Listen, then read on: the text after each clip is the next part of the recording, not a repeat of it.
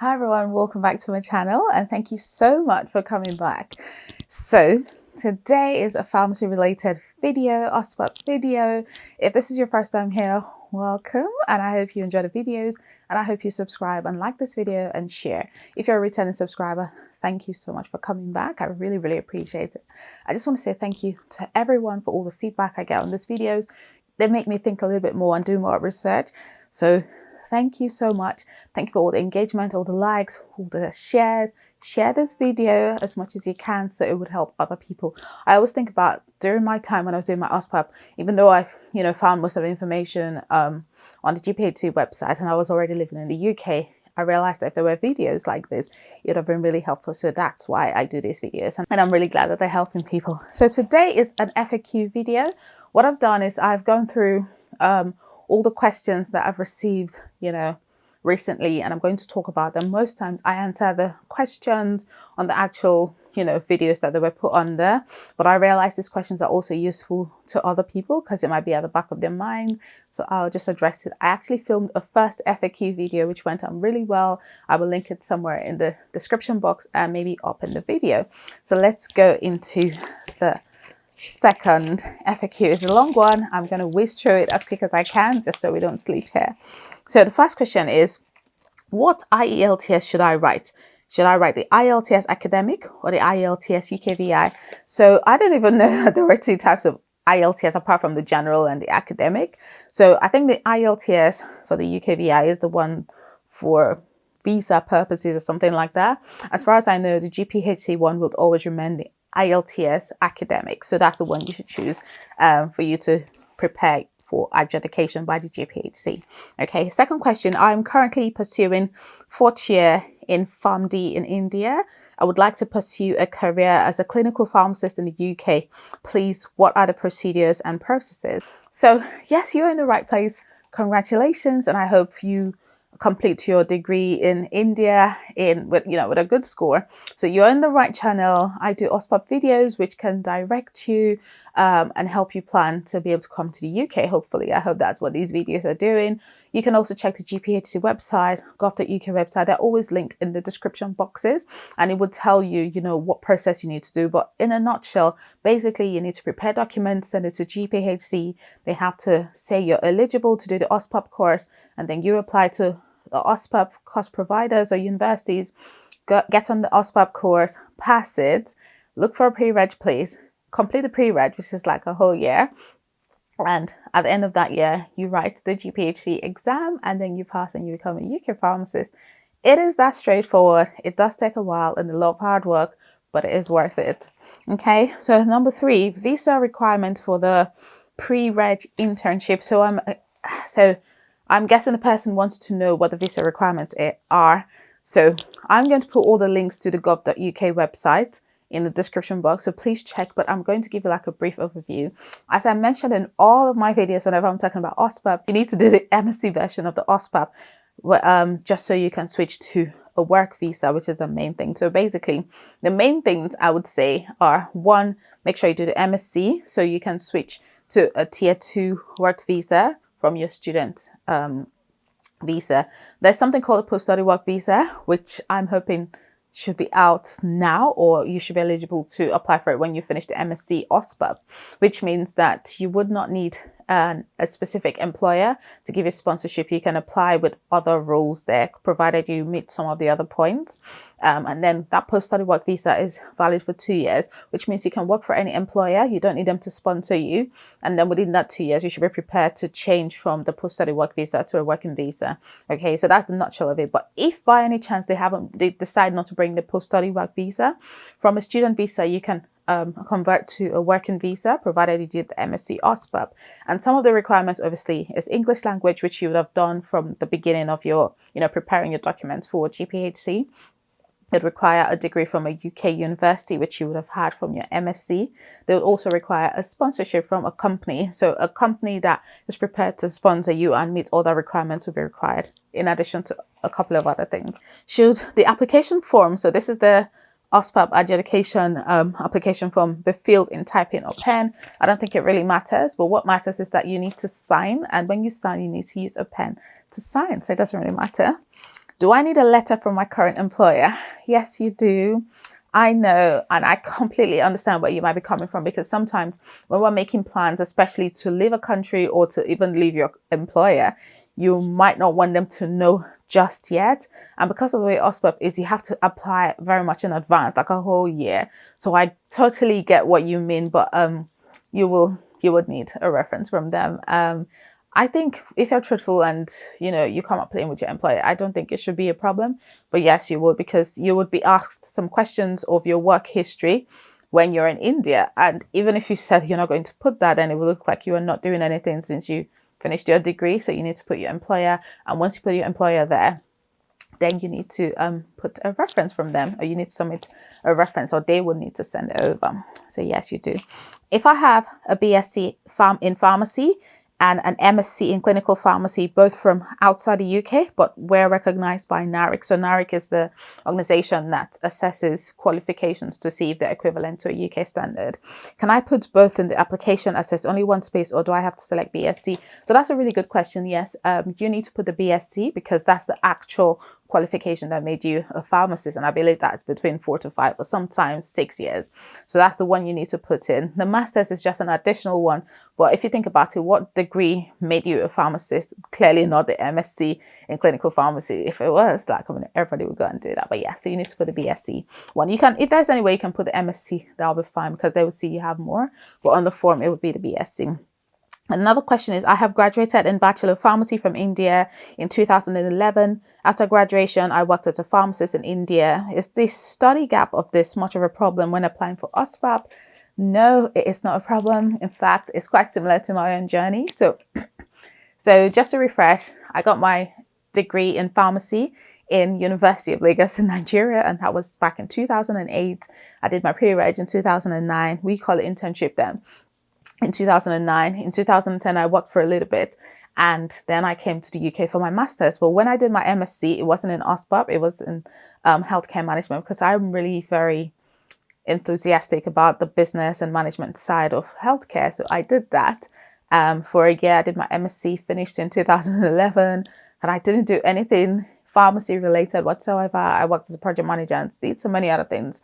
It was only until 2015 that I actually came back into pharmacy. So if you looked from when I graduated, so I graduated from 2008, so that's like a 7-year gap. So it doesn't matter. Like, what matters is you having all the qualifications that the GPHC would see as eligible to be able to do the Ospap in the UK. So I hope that answers your question. Do you have any idea about the exams and projects? How about the passing index? So I'm assuming this is about the Ospap modules. As I said, I think I would actually do a video about that. I just need to find a couple of things, and they're scattered everywhere, because I didn't think I would ever need them. So yes, I will do a video talking about the modules and things like that. But if you meant the GPHC registration assessment exam, which is the last one that you do before you become a pharmacist in the UK, then the pass mark, there are two parts of this, part A and part B. The pass mark for each of them minimum, I think, is about 65 to 68%. Sometimes it's 70%. So it's pretty high. You need to pass both of them. You can't just pass one part and not pass the other. So part A and part B, you need to pass both of them. So yeah, that's the kind of like rough thing. But if you meant the Ospap modules, I believe most schools are about 50% pass mark for you to pass the Ospap course. There are some modules that are a little bit higher, like 70%. I know we had 1 or 2 modules that were pretty high, like maybe even 80%, I can't remember, but there were 1 or 2 modules that the pass mark was really high. I think 70% or something like that. I will find out and let you know. The MSc visa validity is for 1 year. So for pre-reg training, do we have to apply for another visa or work permit? And if we don't get it, do we have to go back to our home country?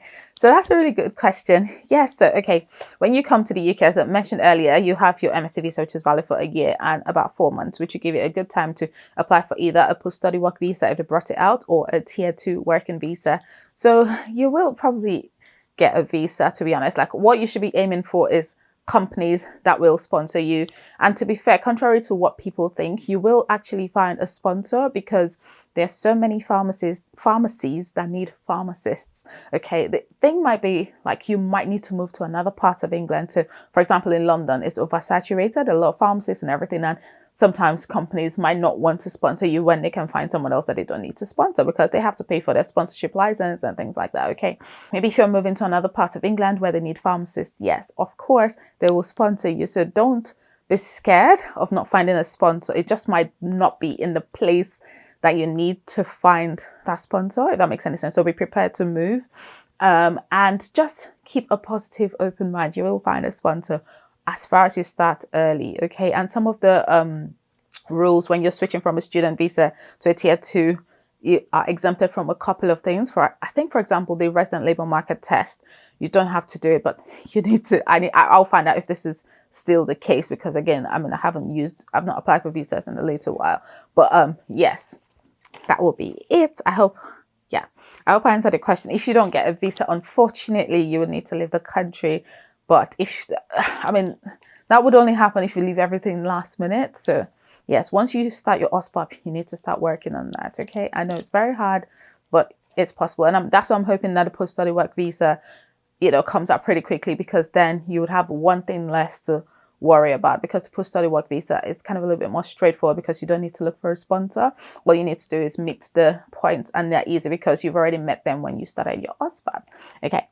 So can I know which university is good for studying Ospap in regards to teaching modules as well as pass rates? So there are only 5 universities doing Ospap, and all of them are very good. I think people make their choices based on where they want to live. So for example, people might go to, and maybe other factors like money and fees and cost of living and things like that. So obviously we all know Sunderland, the fees are cheaper, and obviously cost of living is cheaper there. If you want somewhere more expensive, you're looking at Kingston, you're looking at Brighton. If you want to live in those places, they're a little bit more expensive. Birmingham is also good. I think they're affordable and they have a diverse community there. Hertfordshire is close to London, but I think the rent there is a little bit cheaper because it's not inside London, it's on the outskirts. So you can have, the advantage of being close to London, but not paying London prices kind of stuff. Yeah. So all of them are good, and I think they have pretty good pass rates. I went to Brighton, and I think Brighton is a really, really good university. It is expensive, but it is good. So is it possible that once you have applied for PGDIP for an Ospap that you ask for an MSc upgrade? So yes, this is possible, but you would end up paying a little bit more for it. So for example, if you do the MSc straight, this is just a rough example. Let's say it was 10,000 and the postgraduate diploma was 8,000, right? £8,000. So let's say you did the postgraduate diploma at 8,000 and then you thought, I'm going to do a top up for the MSc. That top up usually might be like 4,000. So at the end of the day, you've paid 12,000 when you could have just paid 10,000 for the MSc, if that makes any sense. So I know it's very expensive, but it's better to just do it once and for all. And also another thing to think about is when you start as a postgraduate diploma, you're not doing projects because, it's a shorter length. It's just 9 months. Whereas the MSc is like almost a full year, which means if you start the program, they won't give you a project because you're doing postgraduate diploma. And if halfway you now think, oh, I need a top up, then you've missed out on the important part of, linking up with your project supervisor, collecting data and things like that. And for the project, it's a really important part of the MSc. And that's what would, can make a difference. So I think it's best to at least save a little bit more and just do the MSc if you can. Okay. So next question is this one's actually a really good question. It says, what if I already have another MSc degree in the UK and I still want to do the Ospap postgraduate diploma regardless? Can I use both certificates to apply for a work visa? So I was really intrigued by this question. I think it's such a good question. I haven't seen any question or even any situation like that. My best advice would be speak to an immigration lawyer who can advise you best. But basically what I can say, I just personally feel like they would say no to that.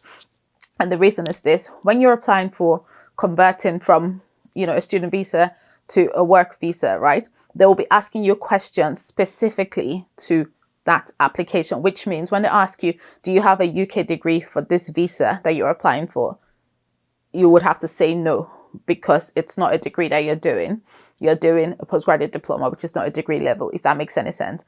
But if the question was, do you have a UK degree? It would be yes, because you do have a UK degree. So it's just a little bit confusing. Speak to an immigration lawyer. They'll be able to advise you best, and make sure you get a concrete answer. Or you can contact the gov.uk. I think sometimes they do answer, just to make sure, you get a good answer because you don't want to waste money.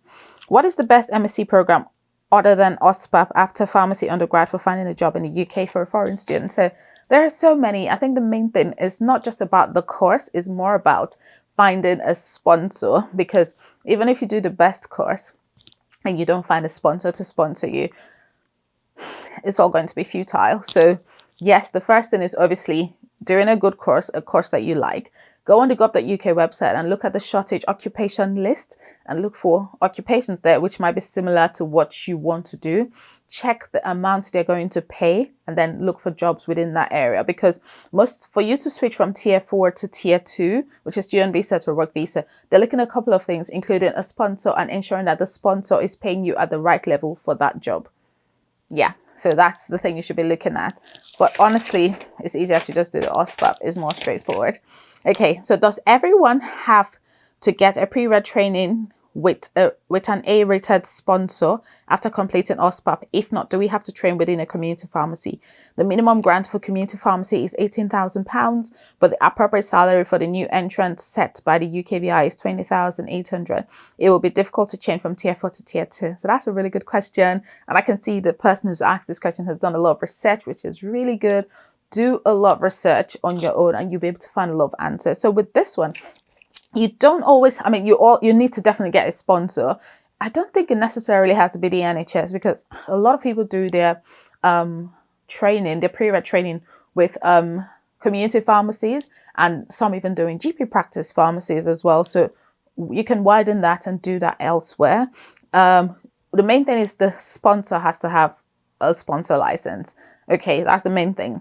Yes, the minimum grant is 18,000, but I do know that's for community pharmacy, but I do know that some of these community pharmacies can increase your salary just so they can apply for your visa for you, which is maybe another extra £2,000 or so, which would not kill them, to be honest. So yes, they do. Many community pharmacies will make an exemption and increase how much they will pay you. So don't worry about that, but just make sure you ask them first before they give you an offer and explain your situation that you need a sponsorship license. I know Boots and Lloyd's Pharmacy and all the other bigger pharmacies like Superdrug and the rest of them, I think they pay their pre-regis a little bit more than that. So it wouldn't be a problem when you're switching your visa. So maybe you can look at those big community pharmacies. Yeah.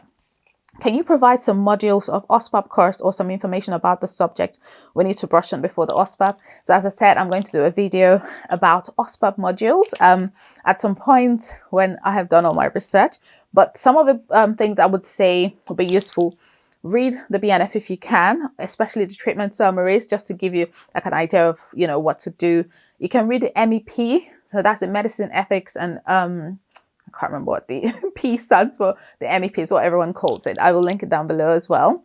Read that because it gives you an introduction of pharmacy, UK pharmacy laws, and it's really, really helpful to ease you into the whole thing. Read your pharmacology. Very, very good because you will need it. Read about interactions for drugs.